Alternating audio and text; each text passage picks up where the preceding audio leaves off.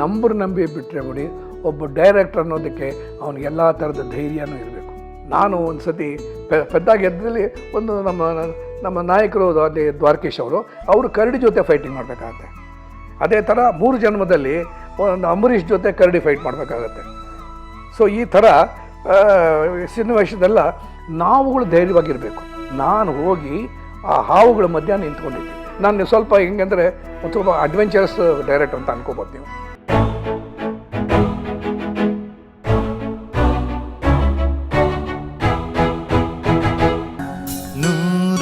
ನೂರೊಂದು ನೆನಪು. ಬೇರೆ ವಿಧಿನೇ ಇಲ್ಲ. ಕೈನ ಕತ್ತರಿಸ್ತಾರೆ. ಕೈನ ಕತ್ತರಿಸಿದ್ರೆ ಒಂದು ಮೊಂಡು ಕೈ ಆಗೋಗ್ಬಿಡುತ್ತೆ. ಹೇಗೆ ನಾವು ಭಕ್ತ ಕುಂಬಾರದಲ್ಲಿ ಒಂದು ರಾಜ್ಕುಮಾರ್ ಅವ್ರಿಗೆ ಕುಂಬಾರನಿಗೆ ಮೊಂಡು ಕೈ ಆಗ್ಬಿಟ್ಟಿರುತ್ತೋ ಅಲ್ಲೊಂದು ಗ್ಲೌಸ್ ಥರ ಹಾಕಿರ್ತೀವಿ, ಅದೊಂದು ಮುಂದೆ ಕವರ್ ಮಾಡೋದಕ್ಕೊಂದು ಗ್ಲೌಸ್ ಥರ. ಅದೇ ಥರ ಇದು ಕೂಡ ಬಿಗಿನಿಂಗಲ್ಲೆಲ್ಲ ಗ್ಲೌಸ್ ಮಾಡಿರ್ತೀವಿ. ಗ್ಲೌಸ್ ಮಾಡಿದ್ರೆ ಇವನಿಗೆ ಸಾಲದು ಅಷ್ಟಕ್ಕೇ. ಈ ಕೇಡಿಗಳು ಏನು ಮಾಡ್ತಾರೆ ಅಂದರೆ, ಈ ಪಂಚಪಾಂಡವ್ರಿಗೆ ಏನಂದರೆ ಇರೋ ಪ್ರಶ್ನಿತ ವ್ಯಕ್ತಿಗಳು ಇನ್ನು ಅವ್ರಿಗೇನು ಅಂದರೆ ಹೇಳಿದ್ರೆ ಎಲೆಕ್ಷನ್ನೆಲ್ಲ ತಾವು ನಿಂತ್ಕೋಬೇಕು. ಈಗಿರೋ ರಾಜಕೀಯ, ಈಗಿರೋ ಮಂತ್ರಿಮಂಡಲ ಇದೆಯಲ್ಲ, ಮಂತ್ರಿಮಂಡಲನ ಬೀಳಿಸ್ಬಿಡ್ಬೇಕು. ಮಂತ್ರಿಮಂಡಲನ ಬೀಳಿಸ್ಬಿಡ್ಬೇಕು ಅಂದರೆ ಹೋಗ್ಬೇಕು. ಆಮೇಲೆ ಇವ್ರು ಎಲೆಕ್ಷನ್ ನಿಂತ್ಕೋಬೇಕು, ಇವ್ರು ಗೆಲ್ಲಬೇಕು, ಆಮೇಲೆ ಇವರು ಪದವಿಗೆ ಬರಬೇಕು, ಆಮೇಲೆ ದೇಶನ ಹಾಳು ಮಾಡಬೇಕು, ರಾಜ್ಯನ ಹಾಳು ಮಾಡಬೇಕು, ನಾವು ಆಳಬೇಕು ಅನ್ನೋದೇ ಇದನ್ನು ಹೇಳ್ತಾರೆ.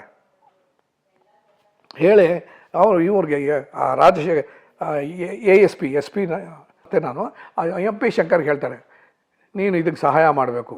ನಾನು ಯಾವ ಕಾರಣಕ್ಕೂ ನನ್ನ ಕರ್ತವ್ಯ ಬಿಟ್ಟು ನಾನು ಮಾಡಲ್ಲ, ನಾನು ಖಂಡಿತ ಮಾಡಲ್ಲ ಅಂತ. ನೀ ಮಾಡಲೇಬೇಕು. ನೀ ಮಾಡಲಿಲ್ಲ ಅಂದರೆ ನೀನು ವಂಶದ ಕುಡಿ ಇದೆಯಲ್ಲ, ಅದು ಇದ್ದರೆ ತಾನೇ ಅಂತಾರೆ. ಏನು ಹೇಳ್ತೀರಾ, ಬಾ ತೋರಿಸ್ತೀನಿ ಅಂತ ಅಂತಾರೆ. ಇದು ಬಹಳ ಚೆನ್ನಾಗಿದೆ ಈ ದೃಶ್ಯ. ಏನಂತ ಹೇಳಿದ್ರೆ, ಈ ತನ್ನ ಮೊಮ್ಮಗು ಇದೆಯಲ್ಲ, ಆ ಮೊಮ್ಮಗುನ ಒಂದು ಗ್ಲಾಸ್ ಕೇಜ್, ಕಬ್ಬಿಣದ ಕೇಜ್, ಥ್ರೂಔಟ್ ಅದು ಕೇಜಲ್ಲಿ ಎಲ್ಲ ಕಡೆಯೂ ಗ್ಲಾಸ್ ಇದ್ಬಿಡುತ್ತೆ. ಗ್ಲಾಸಲ್ಲೇ ಕವರ್ ಮಾಡಿಬಿಟ್ಟಿರುತ್ತೆ. ಈ ಕಡೆ ಆ ಕಡೆ 4 ಕಡೆಯೂ ಗ್ಲಾಸ್ ಕವರ್ ಮಾಡಿಬಿಡುತ್ತೆ. ಹಿಂಗೆ ನೋಡ್ತಿದ್ರೆ ಮೇಲ್ಗಡೆಯಿಂದ ಆ ಮಗು 4 ವರ್ಷದ ಮಗುನ ಒಂದು ಚಿಕ್ಕ ಕುರ್ಚಿಲಿ ಕೂಡಿಸಿದ್ದೇನೆ ಕೆಳಗಡೆ ಬಿಡ್ತಾರೆ. ಕೆಳಗಡೆ ಬಿಟ್ಟರೆ ಆ ಮಗು ನೋಡುತ್ತೆ. ಮಗು ನೋಡಿದ್ರೆ ಪೂರ್ತಿ ಅಲ್ಲಿ ನಾಗರ ಹಾವುಗಳು, ಭಾಳ ಚೆನ್ನಾಗಿದೆ ಹಾವುಗಳು ಹೀಗೆ ಬಂದು ಮಗುಗೆ ಮೊದಲು ನಾವು ಇದ್ಲೇ ಕಟ್ಬಿಟ್ಟು ಇಳಿಸ್ತೀವಿ ಅಂದರೆ ಅದು ಓ ಅನ್ನುತ್ತದು. ನಾನು ಹಿಡ್ಕೊಂಡು ಏನೂ ಆಗಲ್ಲ ಮರಿ, ಆ ಕುರ್ಚಿ ಬರುತ್ತೆ, ಆ ಕುರ್ಚಿಲಿ ನೀನು ಕೂತಿರ್ತೀಯ, ಆ ಕುರ್ಚಿ ಮೇಲಿರ್ತೀಯ ನೀನು, ಈ ನಾಗರಾವೆಲ್ಲ ಕೆಳಗಡೆ ಇರುತ್ತೆ, ಅದೇನು ಮೇಲೆ ಬರಲ್ಲಪ್ಪ ಅದು. ಬಟ್ ಏನಂತ ಹೇಳಿದ್ರೆ ಅವರು ಒಂಚೂರು ಇಳಿಸ್ತಾರೆ ಅಂದರೆ ಕೆಳಗಡೆ ಬಿಡೋದಿಲ್ಲ. ಬಟ್ ಅವ್ರಿಗೆ ಹೆದರಿಸ್ಬೇಕಲ್ಲ, ಅದಕ್ಕೋಸ್ಕರ ನಿನ್ನ ಇಳಿಸ್ತಾರಪ್ಪ. ನೀನು ಅದು ನೋಡಿ ಅಳ್ತಾ ಇರಬೇಕು, ತಾತನ ನೋಡಿ ಅಳ್ತಾ ಇರಬೇಕು ಅದು ಅಂತ. ಬಡಪೆಟ್ಟಿಗೂ ಅದು ಮಗು ಕೂತ್ಕೊಳ್ಳಲ್ಲ ಅನ್ನತ್ತೆ, ಕುರ್ಚಿಲಿ ಕೂತ್ಕೊಳ್ಳಲ್ಲ ಅನ್ನತ್ತೆ.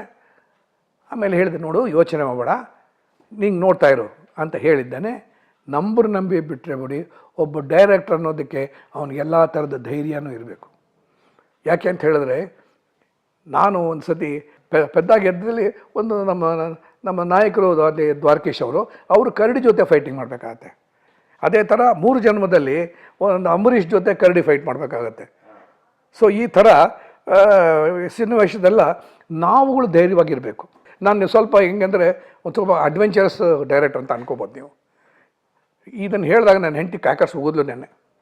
ಯಾಕೆ ಅಂತ ಹೇಳಿದ್ರೆ, ಈ ಮಗು ಹೋಗಲ್ಲ ಅನ್ನುತ್ತಲ್ಲ, ನೋಡಿ ಯಾಕೆ ಹೆದರ್ಕೋತೀಯ, ಎಲ್ಲದಕ್ಕೂ ಹಲ್ಲು ಕಿತ್ತಿರೋ ಹಾವುಗಳದು, ಅವು ಏನೂ ಮಾಡಲ್ಲ. ಹಲ್ಲು ಕಿತ್ಬಿಟ್ಟ ಮೇಲೆ ಕಚ್ಚಕ್ಕಾಗೋದಿಲ್ಲ ಮರಿ, ಯಾವುದನ್ನು ಎಲ್ಲನೂ ಹಲ್ಲು ಕಿತ್ತಿರುತ್ತೆ, ಯಾತ್ರಲ್ಲೂ ವಿಷಯ ಇರಲ್ಲ, ನೀ ಯೋಚನೆ ಮಾಡಬೇಡ ಅಂತ ಗಿಣಿ ಪಾಠ ಹೇಳ್ದಂಗೆ ಹೇಳಿ ನಾನು ಹೋಗಿ ಆ ಹಾವುಗಳ ಮಧ್ಯ ನಿಂತ್ಕೊಂಡಿದ್ದೀನಿ. ಹಾವುಗಳ ಮಧ್ಯ ನಿಂತ್ಕೊಂಡ್ರೆ ಅದು ಹಾವು ಹಿಂಗೆ ಇದ್ದೇ ಇರುತ್ತೆ. ಇದ್ರ ಮಧ್ಯದಲ್ಲಿ ಏನು ಅಂತ ಹೇಳಿದ್ರೆ, ನಾನು ನಿಂತ್ಕೊಂಡಾಗ ಸರಕ್ ಅಂತ ಒಂದು ನಾಗರಾವು, ನಾಗರಾವು ಏನೋ ಹಾವು, ಒಂದು ಹಾವು ಸರಕ್ ಅಂತ ಒಂದು ಬಾಣ ಹೇಗೆ ಹೊರಡ್ತಾ ನೋಡಿ, ಆ ಶರಕ್ ಅಂತ ಬಂದು ಹೋಗಿ ಆ ಗ್ಲಾಸ್ ಡೋರಿಗೆ ಡಿಕ್ಕಿ ಹೊಡೆದು ಕೆಳಗೆ ಬಿತ್ತು. ಕೆಲವು ಹಾವುಗಳು ಹಾರುತ್ತೆ ಅಂತಕ್ಕೆ ಇದೇ ನಿದರ್ಶನ. ನಾನು ನೋಡಿದ್ದೀನಿ, ನಾನು ಅನುಭವಿಸಿದ್ದೇನೆ. ನಾನು ನೋಡಿದೆ ಇಷ್ಟೆಲ್ಲ ಹಾವುಗಳೆಲ್ಲ ಇರ್ತಿತ್ತು. ನಾನು ಅಲ್ಲೆಲ್ಲ ಏನಾಗಲ್ಲ ಮರಿ ಅಂತ ಹೊರಗಡೆ ಇದ್ದು ಮಗುಗೆಲ್ಲ ತೋರಿಸಿದ ಮೇಲೆ ಆದರೂ ಅದು ಅಯ್ಯೋ ಅಂತ ಆಯಿತು. ನಾವು ಬೇಕಾಗಿದ್ದ ಆಡಬೇಕು ಅಂತ ಪುನಃ ಕುರ್ಚಿಲಿ ಕೂತ್ಕೋಬೇಕಲ್ಲ, ಅದು ಕುರ್ಚಿ ಆಮೇಲೆ ಕೂತು ಅದನ್ನು ಕಟ್ ಹಾಕಿ ತೆಗೆದು ಇದು ಭಾಳ ಇದು ಘೋರನೇ, ಇದು ಘೋರ. ಬಟ್ ನಮಗೆ ದೃಶ್ಯ ಇದು ತಾತ ನೋಡಿದಾಗ ಅವ್ರಿಗೆ ಹೇಳ್ತಾರೆ ವಿಲನ್ಗಳು, ನೀವೇನೇ ಮಾಡಿ ನೀವು ನಮಗೆ ಸಹಾಯ ಮಾಡಬೇಕು. 11:45 ಅವ್ರಿಗೆ ನಾವೆಲ್ಲ ರೆಡಿಯಾಗೆಲ್ಲ ಬಂದಿದ್ದಾಗ 12 ಗಂಟೆ ಹೊತ್ತಿಗೆ ನಾವು ಬಾಂಬ್ ಮಾಡಬೇಕು ಅಂತ ಪ್ಲ್ಯಾನ್ ಮಾಡಿದ್ದೀವಿ. 11:55 ನೀವು ಆಚೆ ಬಂದುಬಿಡಬೇಕು. ನೀವು ಆಚೆ ಬಂದ ತಕ್ಷಣವೇ ಅಲ್ಲಿ ಅವ್ರಿಗೆ ಯಾವ ಥರದ್ದು ನೆರವು ಇರೋದಿಲ್ಲ, ಏನಿಲ್ಲ. ನಾವು ಅದನ್ನು ಬಾಂಬ್ ಪ್ಲ್ಯಾಂಟ್ ಮಾಡಿರ್ತೀವಿ, ಎಲ್ಲ ಕಡೆನೂ ಮಾಡಿರ್ತೀವಿ, ನಾವು ಬಾಂಬ್ ಬ್ಲಾಸ್ಟ್ ಮಾಡ್ತೀವಿ ಅಂತ. ನೀವು ಬರಲೇಬೇಕು, ಇಲ್ಲ ಅಂತ ಹೇಳಿದ್ರೆ ನಿಮ್ಮ ಮಗು ಗೋವಿಂದ ಅಂದ್ಬಿಡ್ತಾರೆ.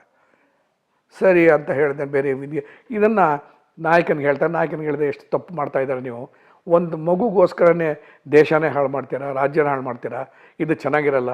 ಮತ್ತು ಏನು ನಂದು ವಂಶದ ಕುಡಿ ಕಳ್ಕೊಬೇಕಾದ. ಇಲ್ಲ, ನೀವು ಕಳ್ಕೊಬೇಡಿ, ಅದಕ್ಕೊಂದು ಪ್ಲ್ಯಾನ್ ಇದೆ, ನಾನು ಹೇಳ್ತೀನಿ ಅಂತ ಹೇಳ್ತಾನೆ. ಏನು ಹೇಳ್ದ ಅಂತ ಗೊತ್ತಾಗಲ್ಲ.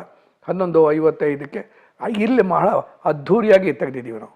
ಇಲ್ಲಿ ಪುನಃ ನಿರ್ಮಾಪಕ ಕೃಷ್ಣರಾಜನವ್ರಿಗೆ ಪುನಃ ಒಂದು ಸೆಲ್ಯೂಟ್ ಹೊಡಿತೀನಿ ನಾನು. ಯಾಕೆ ಅಂತ ಹೇಳಿದ್ರೆ ಇದು ಎಲ್ಲಿ ಪ್ರಸ್ತುತ ನಾವು ಹೇಳೋದು ಕಾವೇರಿ ಭವನದಲ್ಲಿ ನಡೆದಿದೆ ಅಂತ ಹೇಳೋದು.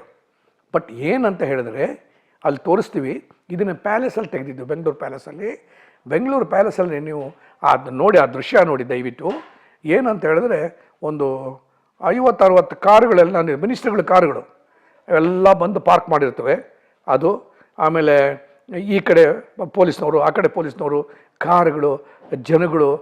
ಆಮೇಲೆ CM ಬರ್ತಾರೆ. ಆ CM ಬರೋದು, ಆ CM ಬರಬೇಕಾದ್ರೆ ಅವ್ರು ಬರಬೇಕಾದ್ರೆ ಪ್ರೋಟೋಕಾಲು ಅದು ಇದು ಎಲ್ಲನೂ ಅವ್ರು ಅಲ್ಲಿ ಹೋಗಿ ಒಳಗಡೆ ಮಾತಾಡ್ತಾ ಇರೋದು, ಒಂದು ಟೆನ್ಷನ್ ಡೆವಲಪ್ಮೆಂಟು. ಇವರು ಅಲ್ಲಿ ಒಳಗಡೆ ಅಲ್ಲಿದ್ದವ್ರು ಇದ್ದಕ್ಕಿದ್ದಂಗೆ ಅಲ್ಲಿಂದ ಹೊರಟು ಬರೋದು, ಇವ್ರು ಹೊರಟು ಬರ್ತಿದ್ದಂಗೆ ಇದು ಅಷ್ಟಲ್ಲಿ ಮೀನ್ ಟೈಮಲ್ಲಿ ಅಲ್ಲಿ ಇಲ್ಲಿ ಬಾಂಬ್ ಹಾಕಬೇಕಾದ್ರೆ ವೈರ್ಗಳೆಲ್ಲ ಹಾಕೋದು, ಬಾಂಬೆಲ್ಲ ಸುತ್ತ, ಇವೆಲ್ಲ ಮಧ್ಯೆ ಟೆನ್ಷನಲ್ಲಿ ಇವೆಲ್ಲ ಮಾಡಿ ಎಲ್ಲ ತೋರಿಸಿ ಇನ್ನೇನದು ಬಾಂಬ್ ಬ್ಲಾಸ್ಟ್ ಮಾಡಬೇಕು ಅನ್ನೋ ಟೈಮಲ್ಲಿದ್ದಾನೆ ಅವನು. ಆ ಹ್ಯಾಂಡ್ಲ್ ಇರುತ್ತೆ, ಹ್ಯಾಂಡ್ಲ್ ಎತ್ತಬೇಕು, ಆಗಿಲ್ಲ ತೋರಿಸ್ತಿದ್ದಾನೆ.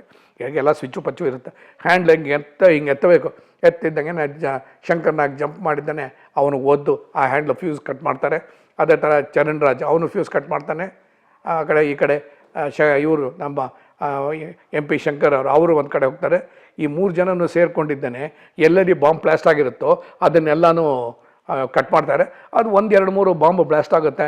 ಇಲ್ಲಿ ಮಂತ್ರಿಮಂಡಲದವರು ದೊಡ್ಡ ಅಲ್ಲೋಲ್ ಕಲ್ಲೋಲ್ ಆಗೋಗ್ಬಿಡುತ್ತೆ. ಅವರೆಲ್ಲ ಹಾಗೆ ನಾವು ನೋಡಬೇಕು. ನೀವು ಆ ಪ್ಯಾಲೇಸಲ್ಲಿ ಮೇಲ್ಗಡೆ ಮಂತ್ರಿಮಂಡಲದವರೆಲ್ಲ ಹೊರಗಡೆ ಬಂದು ನಿಂತ್ಕೊತಾರೆ. ಒಂದು ಆರ್ಚಲ್ಲಿ ಹೀಗೆ ನಿಂತ್ಕೋತಾರೆ. ಫುಲ್ ಜನಗಳೆಲ್ಲ ರಾಜಕೀಯ ವ್ಯಕ್ತಿಗಳು, ಮಂತ್ರಿಗಳು ಅವರೆಲ್ಲ ಬಂದು ನೋಡ್ತಾ ಇರ್ತಾರೆ. ಇಲ್ಲಿ ಮಾರಾಮಾರಿ ಫೈಟಿಂಗ್ ಎಲ್ಲ ಆಗೋದು. ಅಯ್ಯೋ, ಈ ಇದರಲ್ಲಿ ಸಿನಿಮಾ ಕಥೆಯಲ್ಲೇ ಹೇಳುವಾಗ ಆರತಿ ಅವ್ರ ಪಾತ್ರ ಭಾಳ ಚೆನ್ನಾಗಿದೆ. ಒಂದೇನು ಅಂತ ಹೇಳಿದ್ರೆ ಒಂದು 4 ದೃಶ್ಯನೋ 5 ದೃಶ್ಯನೇ ಬರೋದು.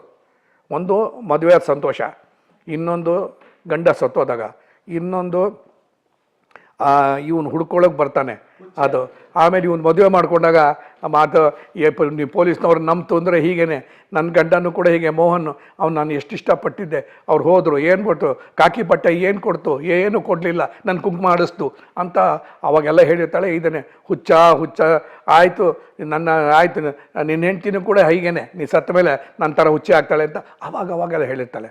ಅವಳು ಕೂಡ ಇಲ್ಲಿ ಬರ್ತಾಳೆ. ಅವಳು ಕೂಡ ಇಲ್ಲಿ ಬಂದು ಈ ಫೈಟಿಂಗಲ್ಲಿ ಮಾರಾಮಾರಲ್ಲಿ ಅವಳು ಕೂಡ ಹೋಗ್ತಾಳೆ. ಈ ಫೈಟಿಂಗಲ್ಲಿ ಆರತಿಯವರು ಹೋಗ್ತಾರೆ. ಆಮೇಲೆ ಚಂದ್ರಶೇಖರ್ ಅವರು ಮಗುನ ಕಾಪಾಡ್ಕೊಂಬಂದ್ಬಿಡ್ತಾರೆ. ಮಗುನ ಕಾಪಾಡ್ಕೊಂಬಂದರೆ ಶೂಟ್ ಮಾಡ್ತಾ ಇರ್ತಾರೆ, ನಡೀತಾ ಇರುತ್ತೆ. ಆವಾಗ ಮಗುನ ಅಲ್ಲಿ ಇಲ್ಲಿ 4-5 ಶಾಟು ಪಾಸ್ ಮಾಡ್ಕೊಂಡು ಹೋಗೋದು. ಅಲ್ಲಿಂದ ಇನ್ನೇನು ಬೇರೆ ವಿಧಿ ಇಲ್ಲ, ಶೂಟ್ ಮಾಡಿದ್ರೆ ಮಗುನ ಎಸಿತಾರೆ. ಮಗುನ ಎಸಿತು ಅಂತ ಹೇಳಿದ್ರೆ ಅಲ್ಲಿ ಅಜಯ್ ಆಮೇಲೆ ಚರಣರಾಜ್ ಕೈಲಿ ಮಗು ಪಾಸ್ ಆಗೋದು. ಆಮೇಲೆ ಅಲ್ಲಿ ಫೈಟಿಂಗ್ಗಳು ಎದ್ವಾತದ್ದು ಫೈಟಿಂಗು. ಪುನಃ ಕೊನೆಗೆ ಇವ್ರು ಬರ್ತಾರೆ ದಾಂಡಗರು, 5 ಜನನು ರಾಡ್ ಸಮೇತ ಅವ್ರುಗಳಿಗೆಲ್ಲ ಪಡೆದು 5 ಜನನೂ ಸಾಯಿಸ್ತಾನೆ. 5 ಜನನೂ ಸಾಯಿಸಿದ ಮೇಲೆ ಒಬ್ಬನೇ ಉಳ್ಕೋತಾನೆ, ನಮ್ಮ ನಾಯಕ ಉಳ್ಕೋತಾನೆ. ಆ ಉಳ್ಕೊಂಡ್ರೆ ಒಂದು ಶಾಟ್ ತೋರಿಸಿದ್ವಿ, ಅಲ್ಲೆಲ್ಲ ಬರೀ ಹೆಣಗಳೆಲ್ಲ ಬಿದ್ದಿರುತ್ತೆ. ಅದರ ಮಧ್ಯೆ ಇವ್ರು ನಡ್ಕೊಂಡು ಬರ್ತಾರೆ. ಇದು ವಜ್ರಮುಷ್ಟಿ ಅಂತ. ಬಟ್ ಈ ವಜ್ರಮುಷ್ಟಿಗೆ ಇನ್ನೊಂದು ಹೇಳಿದೆ, ಕೈ ಕಟ್ ಮಾಡ್ತೀವಿ ಅಂತ ಹೇಳಿದ್ಮೇಲೆ ಯಾವಾಗ ಒಂದು ರಿವೆಂಜ್ ತಗೋತೀನಿ ಅಂತ ಹೇಳ್ತಾನಲ್ಲ, ಅವಾಗ ಏನು ಮಾಡ್ತಾನೆ ಅಂತ ಹೇಳಿದ್ರೆ, ಒಂದು ಕುಲುಮೆ ಅವನ ಹತ್ರ ಹೋಗಿ ಕುಲುಮೆಯಲ್ಲಿ ಒಂದು ಈ ಮುಷ್ಟಿ, ಈ ಕೈಗೆ ಕವಚ ಹಾಕುವ ಥರದ್ದು ಒಂದು ಸ್ಟೀಲ್ದು ಹಾಕ್ತಾರೆ. ಅದಕ್ಕೆ ಹೇಳ್ತಾರೆ, ಇದು ಏನಿಲ್ಲ, ಇದು ಮಾಮೂಲಿ ಅಲ್ಲ, ಇದು ವಜ್ರಮುಷ್ಟಿ ಇದು ಅಂತ. ಸೊ ಈ ವಜ್ರಮುಷ್ಟಿ ಅವನಿಗೆ ಫೈಟಿಂಗ್ ಮಾಡುವಾಗಲೇ ಎಲ್ಲ ತಕ್ಕೋದು ಹೆಲ್ಪ್ ಆಗೋದು.